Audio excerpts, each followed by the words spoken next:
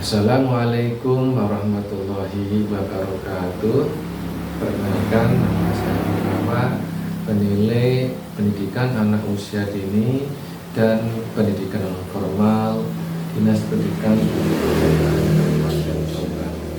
Pada kesempatan kali ini, izinkan saya untuk berbagi praktik baik yang telah saya lakukan, yang saya berjudul Ngoleksi Pensil. Ngoleksi pensil adalah sebuah akronim yang berasal dari strategi coaching, goaling, eksplorasi kombel, simulasi presentasi, dan penilaian silang.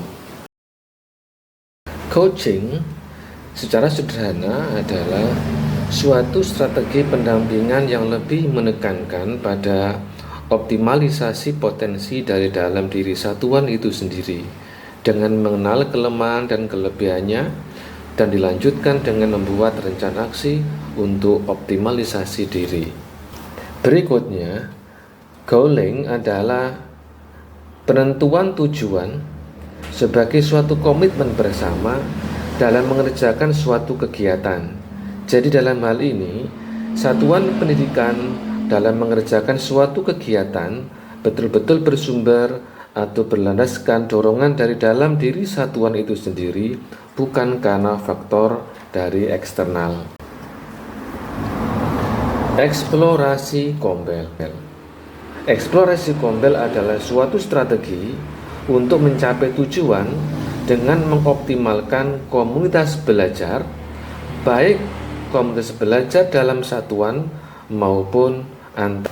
Simulasi dan presentasi adalah sebuah strategi untuk mencapai sebuah tujuan dengan langsung berlatih dan berlatih, sekaligus mempresentasikan praktik baik yang telah dilakukan untuk mendapatkan umpan balik dari anggota yang lainnya. Penilaian silang.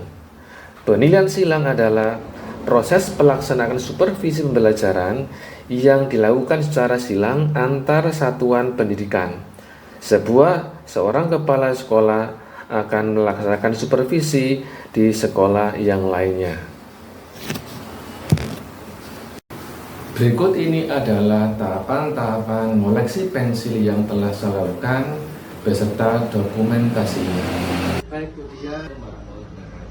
Waalaikumsalam warahmatullahi wabarakatuh. Apa kabar, Bu Dia? Alhamdulillah, baik Pak. Baik ya. Terima kasih. Baik Bu Dia, sebagaimana kita tahu bersama bahwa pada pagi hari ini adalah jadwal kita untuk melaksanakan kegiatan coaching di DPS Sahabat. Ngomong sudah siap? Siap. Baik, kalau gitu yang pertama Bu Dia, kira-kira apa sih tujuan atau yang ingin Bu Dia sampaikan pada kegiatan coaching pada pagi hari ini? Ya. Untuk tujuan saya melaksanakan coaching ini adalah untuk melaksanakan supervisi pembelajaran tentang implementasi mendalam.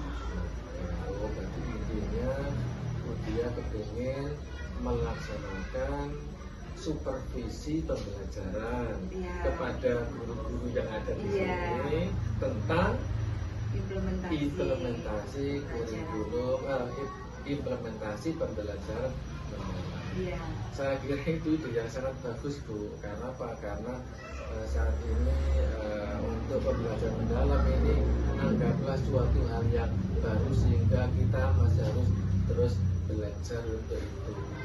Memang kurikulumnya nggak berubah Bu Dia, tapi kan untuk pendekatan pembelajarannya kan diminta untuk menggunakan pendekatan pembelajaran mendalam. Karena sementara teman-teman itu dan yang saya alami ini Pak, kita hanya sekedar mengetahui tentang pembelajaran atau belajar tentang pembelajaran mendalam saja, tapi tentang supervisinya ini kan belum pernah dulu Pak. Oke, betul. Jadi selama ini di Jombang kan memang sudah banyak pelatihan, baik pelatihan, itu materi yang saya sampaikan sendiri selaku pendamping panjenengan, lalu di Jombang juga ada pelatihan implementasi pembelajaran mendalam, tetapi itu kan untuk gurunya, betul ya. Sedangkan untuk kepala sekolah yang ingin melakukan supervisi pembelajaran tentang implementasi PM ini kan belum, sehingga Budia kepingin untuk itu. Oke, baik. Lalu berikutnya Budia, tujuan yang sangat bagus. Apakah Budia punya masalah untuk hal ini? Ini ada beberapa masalah. Iya. Untuk masalah yang pertama ini adalah saya belum memahami konsep bagaimana pembelajarannya dengan baik. Yang pertama. Terus untuk yang kedua, ini saya juga belum bisa membuat instrumen supervisinya, Pak. Instrumen supervisi untuk pembelajaran di kelas. Oke, baik. Yang ketiga, dan kapan bagaimana saya harus mempelajari tentang konsep supervisi pembelajaran mendalam ini, Pak. Pertama-tama mari kita berikan puji syukur dulu pada Allah Subhanahu wa taala yang mana pada hari ini kita bisa melaksanakan kegiatan rutinitas Ombil bersama. Nggih, kedua kalinya sholawat serta salam kita haturkan kepada Baginda Bilau Rasulullah SAW Muhammad. Semoga kita mendapat syafaatnya di yaumil qiyamah. Amin. Ibu semuanya nggih, ini alhamdulillah. Assalamualaikum warahmatullahi wabarakatuh. Waalaikumsalam. Sesuai dengan tujuan dan kriteria tercapaian tujuan pembelajaran. Dalam menentukan kriteria tercapaian tujuan pembelajaran, guru tidak disarankan untuk hanya menggunakan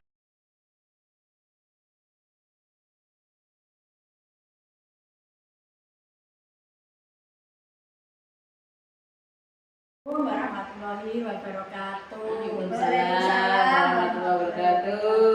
Bagaimana kabarnya Ibu? Alhamdulillah sehat, Bu. Alhamdulillah sehat semua. Di sini saya mau mempresentasikan hasil supervisi kelompok 1, yaitu dalam rangka pentingnya supervisi kelas. Nah, apa yang dimaksud supervisi kelas? Nah, seperti kepala sekolah atau pengawas untuk membantu guru dalam meningkatkan kualitas pembelajaran di kelas. Nah, tujuan adanya supervisi kelas itu untuk memastikan serta kebutuhan perkembangan siswa dan memberikan umpan balik pada guru serta menyediakan dukungan dalam hal strategi pembelajaran, manajemen kelas dan pengembangan profesionalisme guru.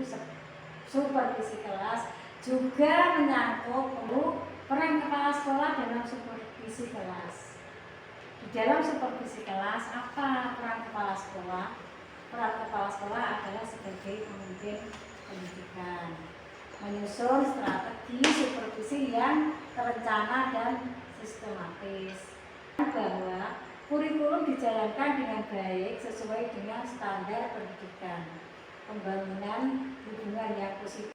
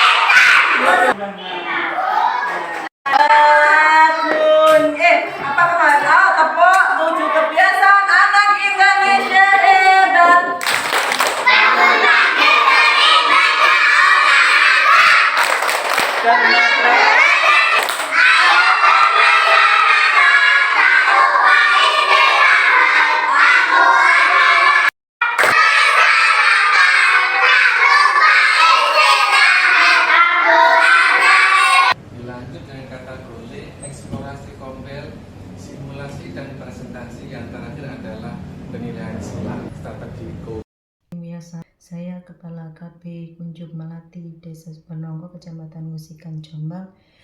Terima kasih Bapak penilai, dengan koleksi pensil saya lebih pede melakukan kegiatan supervisi pembelajaran kelas. Sekali lagi terima kasih.